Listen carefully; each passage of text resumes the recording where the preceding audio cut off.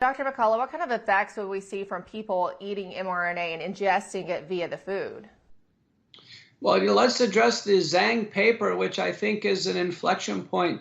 The Chinese, did two things. One, they took a shortened version of the messenger RNA, a 675 base pair of the SARS-CoV-2 spike protein code, and they were successfully able to make an exosome, a phospholipid packet out of cow's milk, get the messenger RNA to stabilize there.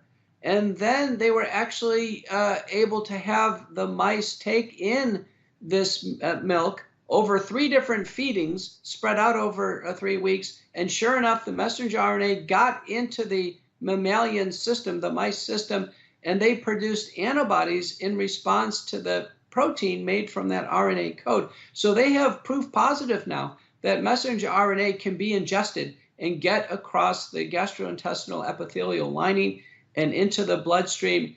This is a new dark phase of messenger RNA exposure to human beings. And I think Tom Rentz is right. We should be very concerned about messenger RNA in the food supply. Now, we use genetically modified organisms, food, to grow big apples and big strawberries. The genetic use of technology to improve various forms of food, make them grow more readily.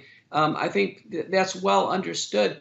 But the idea of using food as a delivery mechanism to humans and change something within the human body, that's a new aspiration. We're seeing it from the Chinese. I agree with Tom Rentz. We actually need protections in bills. He's working on a House bill in Missouri to have protections in labeling to make sure that consumers understand what is in the food and give them the opportunity to avoid genetic loading of food, particularly if it's coding for something that can change a process in the human body.